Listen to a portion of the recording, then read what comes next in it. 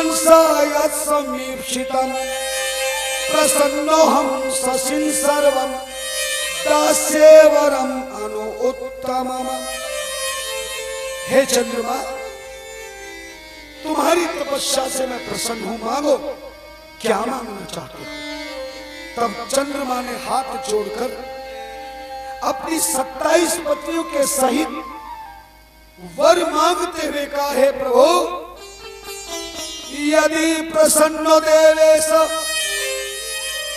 किम साध्यं भवेन मम तथापि मे शरीरस्य क्षयं वारये शंकर। हे प्रभु, अगर आप मुझ पे कृपा करना चाहते हैं तो मेरे शरीर में जो रोग पैदा हो गया है, ये क्षय रोग जो पैदा हुआ है, इस रोग से मुझे मुक्ति दिला दीजिए। तभी भगवान शंकर बोले, सुनो चंद्रमा, किसी का भी दिया हुआ श्राप कभी समाप्त नहीं हो सकता। हाँ, मैं इस रोग को तो नहीं मिटा सकता, लेकिन तेरे पे प्रसन्न होकर मैं तुझे एक वरदान दे सकता हूं। ध्यान देना, कथा बहुत सुंदर है। पक्षे च क्षीयताम चंद्र कलाते च दिने दिने पुनश्च वर्धताम पक्षे सा कला च निरंतरम। ऐ चंद्रमा, तेरा ये रोग, तेरे रोग शरीर से मुक्त नहीं होगा। मैं तुझे वरदान देता हूं कि 1 महीने में तेरे शरीर में 15 दिन तो ये रोग लगेगा। एकदम से रोग नहीं लगेगा।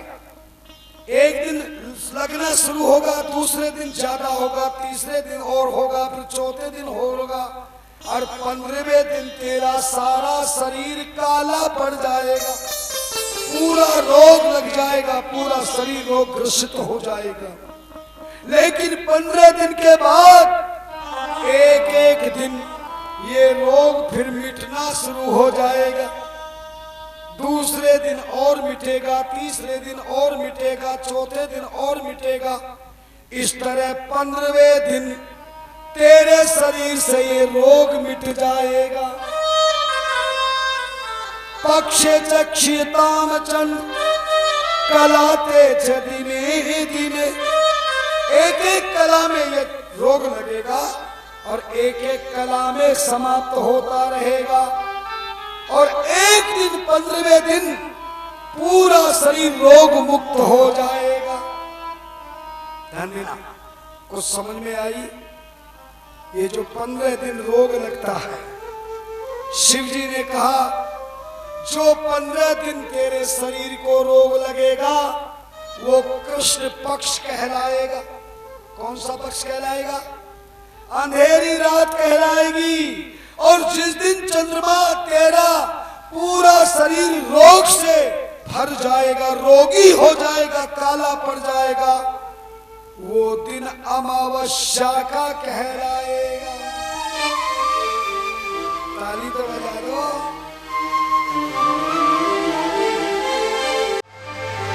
एक महीने में 2 पक्ष होते ना, 15 दिन अंधेरा होता है और 15 दिन चांदना होता है। अंधेरी रात के जो 15 दिन है वो शिव जी की कृपा से चंद्रमा को 15 दिन रोग लगेगा।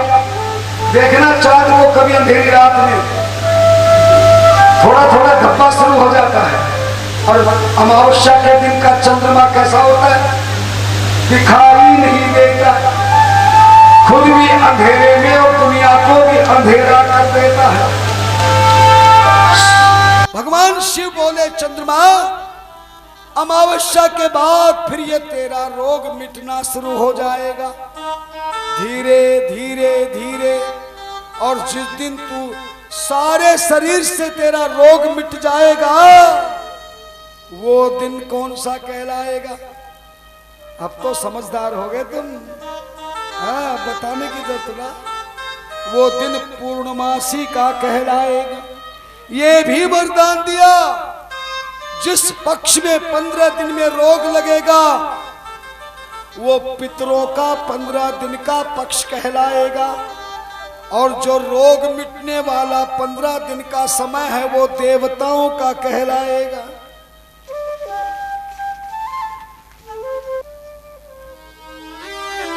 शिव जी ने कहा चंद्रमा 15 दिन ये रोग रहेगा, 15 दिन मिट जाएगा, और तेरी इच्छा हो तो मुझसे मांग ले। चंद्रमा ने एक वरदान मांगा, हे भोलेनाथ, यदि आप मुझ पे प्रसन्न हैं तो आप मेरे इस शिवलिंग में विराजमान रहिए, और मुझ जैसे चंद्रमा को कलंक लग गया है, कोई मेरी पूजा नहीं करेगा, कोई मेरे बार को नहीं मानेगा, आप कृपा कीजिए। शिव जी ने कहा चंद्रमा जा, मैं तुझे वचन देता हूं, जिस दिन भी तेरा वार होगा आज से वो वार मेरी पूजा का वार होगा। भले ही रोज मेरी पूजा करे, पर जो तेरे वार सोमवार के दिन मेरी पूजा करेगा मैं उसको अत्यंत श्रेष्ठ फल प्रदान करूंगा। बोलो शंकर भगवान की। इस प्रकार से शिवलिंग प्रकट हुआ, इस प्रकार से जल प्रकट हुआ, इस प्रकार से भांग धतूरा आक समी पत्र दुर्वा घास प्रकट हुई, इस प्रकार से बेल पत्र प्रकट हुआ, इस प्रकार से महाशिवरात्रि का व्रत शुरू हुआ, और इस प्रकार त्रयोदशी प्रदोष का व्रत शुरू हुआ। इस प्रकार श्रावण का महीना शिवजी का लगा, और इस प्रकार सोमवार का दिन शिवजी का बना। बोलो शंकर भगवान की। एक निवेदन और करूंगा, जितनी कथा मैं सुना रहा हूं, अगर इस कथा में कोई चीज आपको समझ में न आवे या इसके प्रति कोई शंका रह जाए तो आप पेन से कागज पे लिख के समिति के लोगों को दे देना। आपका पर्चा समिति के माध्यम से मेरे पास आएगा और मैं आपके हर प्रश्न का उत्तर दूंगा। आपके धर्म के मामले में, पूजा के मामले में, कथा के मामले में कोई भी शंका मन में हो, कोई भी आपके जीवन में कोई प्रश्न हो, अवश्य ही पर्चा लिखकर भेजे। मैं आपके हर प्रश्न का उत्तर शास्त्र विधि से दूंगा। मैं आपके लिए कथा कर रहा हूं, आपकी हर समस्या को, आपकी हर शंका को, आपके हर रुकावट को मैं दूर करूं, यही मेरा कर्तव्य है, यही मेरा आशीर्वाद है। चूंकि समय हो गया है, आज की कथा को मैं यही विराम दूंगा, लेकिन कल की कथा में बताऊंगा शिवलिंग क्या है। शिवलिंग को स्त्रियां हाथ लगा सकती है नहीं, इसका प्रसाद खा सकते हैं नहीं, जल और चरणामृत पी सकते हैं या नहीं, शिवलिंग को घर में रख सकते हैं या नहीं, कितनी प्रकार के शिवलिंग हैं, सनातन धर्म के 5 महाप्रमुख मंत्र कौन से हैं, रोग को मिटाने का क्या उपाय है, संतान को प्राप्त करने का क्या उपाय है, अगर बेटी की शादी नहीं हो रही है, रिश्ता नहीं मिल रहा है तो क्या उपाय है, बेटे की शादी नहीं हो रही है तो क्या उपाय है, अगर बेटी के ससुराल में बेटी दुखी है तो क्या करना चाहिए, आपके पति और पत्नी में प्रेम नहीं है, घर में झगड़ा कलेश रहता है तो क्या करना चाहिए, आपके व्यापार नहीं चल रहा है, आपकी फैक्ट्री नहीं चल रही है, आपके घर में धन नहीं रुक रहा है, आपके धन लक्ष्मी की कमी है, आपके कर्ज हो गया है, आपके परिवार में दरिद्रता है, रोग है, इसका क्या उपाय है, कल की कथा में बताऊंगा। कल की कथा में बताऊंगा कि शिवजी के जटा में गंगा कैसे बही, कल की कथा में बताऊंगा शिवजी की जटा में चंद्रमा कैसे आकर बैठा, कल की कथा में बताऊंगा शिवजी के गले में जो नाग पड़ा हुआ है, ये इस नाग का नाम क्या है, और नाग शिवजी ने कब धारण किए, कल की कथा में बताऊंगा। शिवजी ने भस्मी कब से धारण की, शमशान की भस्मी क्यों धारण की, कब धारण की, कल की कथा में बताऊंगा। जो कमर में बागंबर वस्त्र पहनते हैं, शिवजी को कहां से मिला, कल की कथा में बताऊंगा। भगवान शिव के हाथ में डमरू और त्रिशूल कहां से आया, कब आया, क्यों आया। सच बताओ, ये कथा सुनना चाहोगे कि नहीं? बोलो ना। आपको पूरा सहयोग, पूरा आनंद लेना है। एक बार कह दीजिए हरि हरि हरि हरि महादेव, हरि हरि महादेव, हरि हरि महादेव,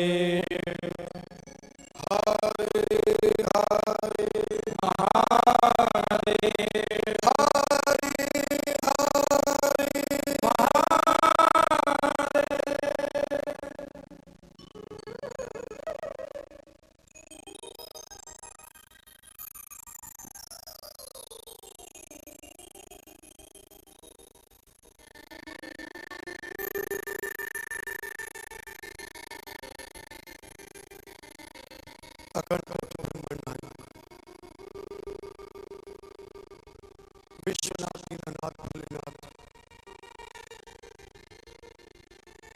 के चरणारविंद में विराजमान धर्म मूर्ति, धर्म अवतार, पंडाल में विराजमान समस्त संत समुदाय, आचार्य वर्ग, विद्वान समाज, समस्त विप्र समाज, परम पावन चरणों में अनुरक्त रहकर परम पावन वेदा में कष्ट मुक्ति, समस्या निदान, कामना सिद्धि प्रदायिनी श्री महापुराण की कथा का श्रवण करने आए मेरी मातृ शक्ति स्वरूपा, मेरी भगनी स्वरूपा, सुता स्वरूपा, परम पावन चरणों में अनुरक्त रहकर पंडाल में विराजमान होकर इस परम पावनी कथा का रस स्वागत करने आए परम प्रिय भक्तों, परम सौभाग्यशाली हैं आप जो प्रतिदिन इतनी सुंदर वेला में शिव महापुराण की कथा श्रवण करने का शुभ अवसर प्राप्त हो रहा है। 4 स्थानों पर शिव महापुराण की कथा चल रही है। कितने स्थानों पर पता है? रोज बताता हूं। मंदाचल पर्वत पर भगवान शिव के मुख्य गण नंदी के स्वर सनक सनंदन सनातन सनत कुमार ऋषियों को शिव महापुराण की कथा सुना रहे, और इसी कथा को ब्रह्मलोक में ब्रह्मा जी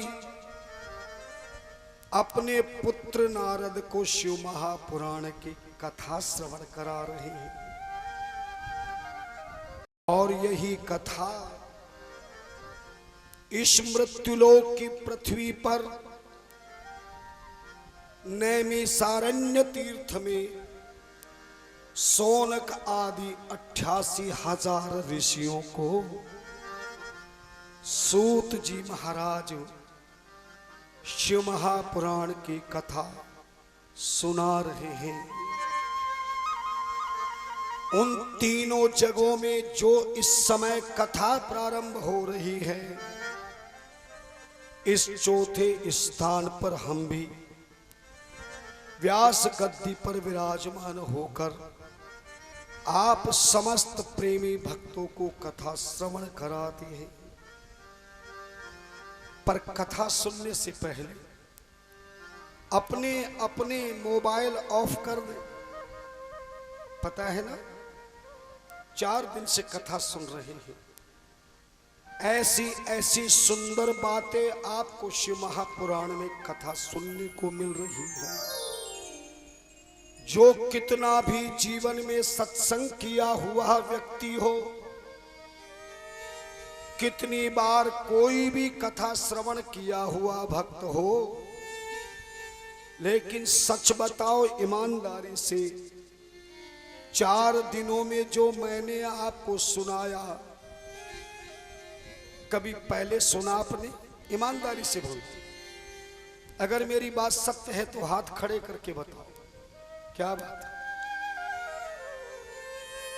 मैंने वचन दिया है कि 9-11 के 11 दिन मैं आपको वही कथा सुनाऊंगा जो आज तक आपने नहीं सुनी।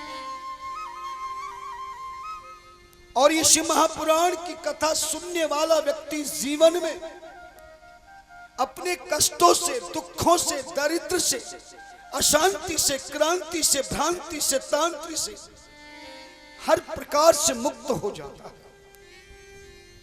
जीवन के सही मार्ग में युक्त हो जाता है और ये मानव जीवन हमेशा के लिए सशक्त हो जाता है।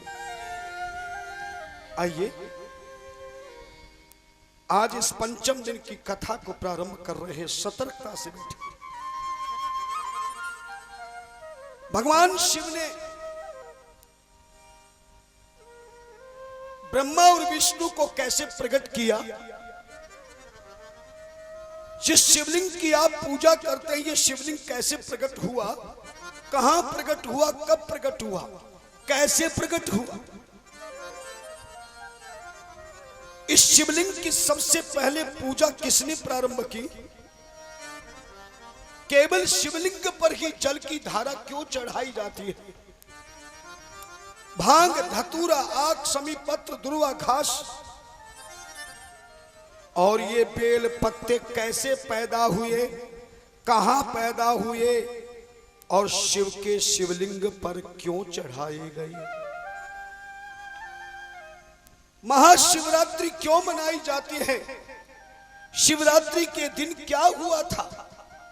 प्रदोष का पूजन और व्रत क्यों किया जाता है? 7 बारों में चंद्रमा का सोमवार का दिन, जबकि चंद्रवार है, चंद्रमा का वार है, पर चंद्रमा की जगह भगवान शिव की पूजा क्यों होती है?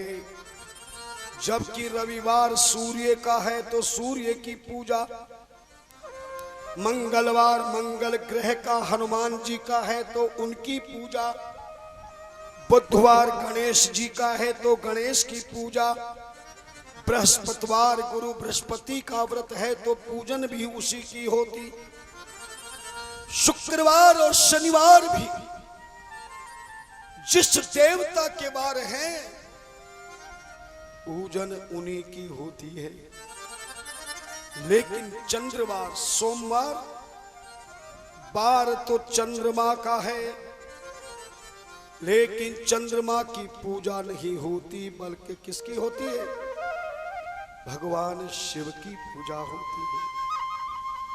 एक महीना श्रावण का महीना, 30 के 30 दिन भगवान शिव के क्यों बने? ये सब कथाएं मैंने शिव महापुराण के माध्यम से, शास्त्रों के प्रमाण से, धर्म ग्रंथों के प्रणाम से मैंने आप सबको समझा दिया है।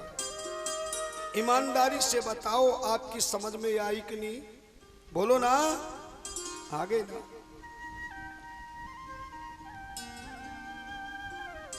अब हम आपको आज की कथा में बताएंगे। सूत जी महाराज से ऋषि प्रश्न कर रहे हैं, नारद जी ब्रह्मा से प्रश्न कर रहे हैं, सनकादि ऋषि नंदकेश्वर से प्रश्न कर रहे हैं कि हे महाराज, सनातन धर्म के ऐसे कौन से महामंत्र हैं, ऐसे कौन से महामंत्र हैं जिन मंत्रों से सभी मंत्रों का उद्गार हुआ, ऐसे कौन से मंत्र हैं जो प्रमुख 5 महामंत्र कहलाते हैं? ऐसे कौन सी देवियां हैं जिनकी प्रमुखता संसार में है? उन देवियों का प्राकट्य कैसे हुआ? हे महाराज, हमें यह भी बताइए कि शिवलिंग की पूजा स्त्रियां कर सकती हैं या नहीं? यह भी बताइए कि शिवलिंग को घर के मंदिर में स्थापना की जा सकती है या नहीं? हमें यह भी बताइए कि शिवलिंग का चढ़ा हुआ जलामृत पान किया जा सकता है या नहीं? शिवलिंग को लगा हुआ भोग खाया जा सकता है या नहीं? ईमानदारी से बताओ, जितने प्रश्न इन ऋषियों ने, मुनियों ने, नारद जी ने किया है, आपके मन में भी ये प्रश्न उठते हैं कि नहीं? बोलो ना। है? आज सनातन धर्म में नाना प्रकार के विवाद, सम्वाद, प्रमाद हो रहे हैं। कोई कुछ कहता है, कोई कुछ कहता है। हम भ्रमित हो रहे हैं और इस भ्रमणता के कारण ही कोई अटक रहा है, कोई भटक रहा है और कोई बीच में ही लटक रहा है। आइए शिव महापुराण की पंचम दिन की इस कथा के भावना में इन सभी प्रश्नों का उत्तर जो नंदिकेश्वर ने दिया, जो ब्रह्मा जी ने नारद को दिया और जो सनकादि ऋषियों को सूत जी महाराज सुना रहे हैं, हम वही प्रश्नों के उत्तर आप सभी को श्रवण कराते हैं। सूत जी महाराज बोले, ऋषियों, पंचमुखी भगवान शंकर शिव 5 मुखों के सामने खड़े हैं। ब्रह्मा विष्णु सृष्टि की रचना में सुनाया था मैंने, याद होगा, और यहीं से ये शिव पुराण की कथा प्रारंभ हुई है। आज ब्रह्मा विष्णु बोले, प्रभु आपने हमें क्यों प्रकट किया? सृष्टि रचना में आपने हमें क्यों प्रकट किया भगवान? सदाशिव ने कहा, ऐ ब्रह्मा, हम तीनों देवताओं को सृष्टि की रचना, पालन और संहार का क्रम बनाना, क्योंकि प्रलय के बाद सृष्टि की रचना होती, रचना के बाद उसका पालन होता है और उसके पश्चात संहार होता है। ध्यान देना। ऐ ब्रह्मा, तुझे सृष्टि का पालन करना है। विष्णु जो ब्रह्मा जी सृष्टि का पालन करेंगे, उसका तुम्हें संहार करना है। और मैं स्वयं शिव जिस सृष्टि का पालन करेंगे, मैं स्वयं संहार करूंगा। ध्यान देना। तभी ब्रह्मा विष्णु ने हाथ जोड़कर भगवान सदाशिव के चरणों में प्रार्थना करते हुए कहा, हे प्रभु, हे त्रिलोकीनाथ, आपने हमें सृष्टि की रचना करने का संकल्प तो दे दिया है, हमें आपने सृष्टि के पालन करने का संकल्प तो दे दिया है, लेकिन हे नाथ, हम सृष्टि के रचना, पालन और संहार की हमारे पास शक्ति नहीं है। ध्यान देना, सुनने वाली बात है, हमारे पास शक्ति नहीं है। सदाशिव ने कहा, ब्रह्मा विष्णु, तुम हाथ जोड़कर मुझ शिव का ध्यान करो, मैं तुम्हें सृष्टि की रचना पालन करने हेतु अपने इन 5 मुखों से 5 महामंत्र तुम्हें प्रदान करता हूं। आप जितने पंडाल में बैठे हैं, माई भाई सीधी कमर करके बैठे, सौभाग्यवती नारियां अपने सिर पर पल्ला करें, दोनों हाथ जोड़ करके गोदी में रखें। यदि आपकी कोई कामना है तो साड़ी का चुन्नी का पल्ला फैलाकर गोदी में रखें। भाई लोग हाथ जोड़कर मन ही मन भोलेनाथ का ध्यान करते हुए पंचमुखी सदा शिव के सृष्टि रचना के समय में जो प्रमुख 5 महामंत्र निकले, इन 5 महामंत्रों का मेरे साथ संगीतकारों के साथ सब मिलकर के एक मंत्र को 3-3 बार अपने मुखार बिंदु से उच्चारण करते हुए अपने हृदय में निवास करें। हाथ जोड़े आप अपने दोनों, कमर सीधी हो, आंखें बंद हो, मुख से मेरे साथ जो सदा शिव के मुख से एक मंत्र प्रकट हुआ। पहला मंत्र मध्य के मुख से सदा शिव के मुखार बिंदु से प्रकट हुआ।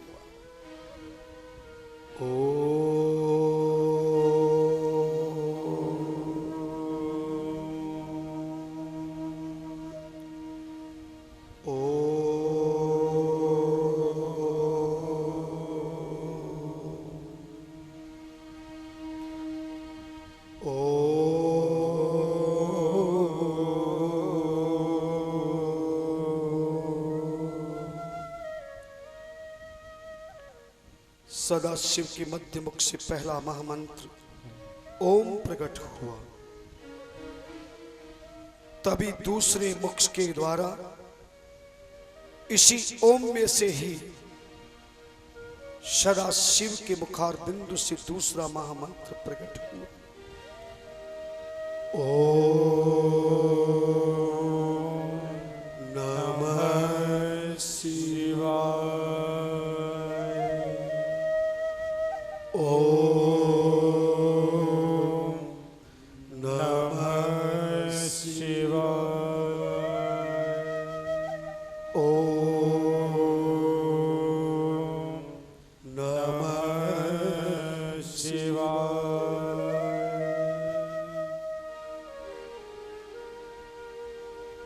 ये दूसरा मंत्र सदाशिव के दूसरे मुख से ओम अक्षर के द्वारा प्रकट हुआ।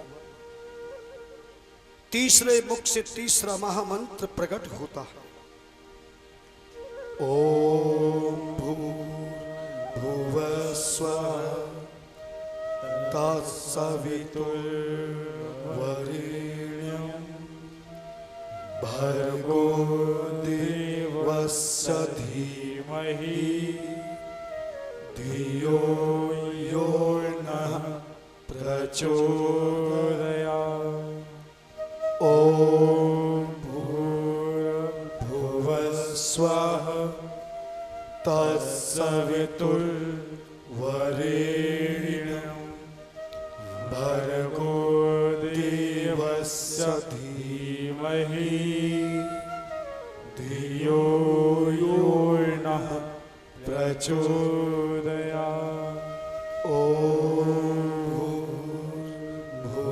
स्वः तत्सवितुर्वरेण्यं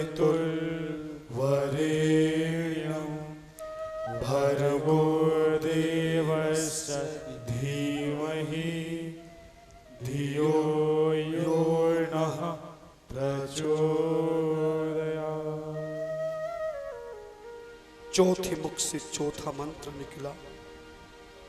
सभी मिलकर इस महामंत्र का मुखार बिंदु से हृदय द्वारा स्वीकार करते हुए आप उच्चारण करें।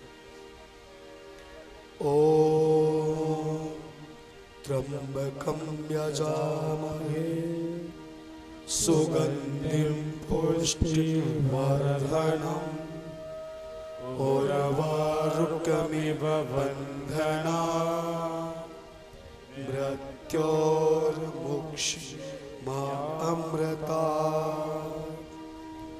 ओम त्र्यंबकं यजामहे सुगंधिं पुष्टिवर्धनम् उर्वारुकमिव वन्दनात् मृत्योर्मुक्षीयमामृतात्।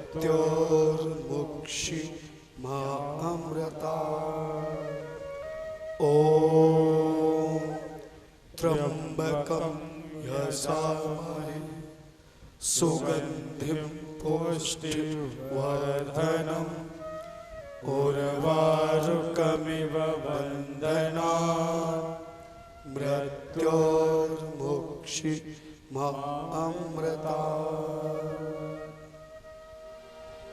अंतिम और पांचवा महामंत्र सदाशिव के पांचवें मुखार बिंदु से प्रकट हुआ।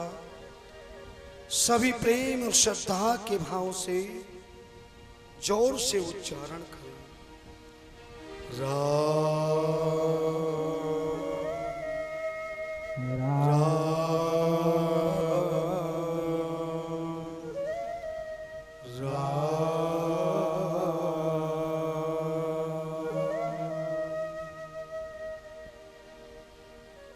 Thank you.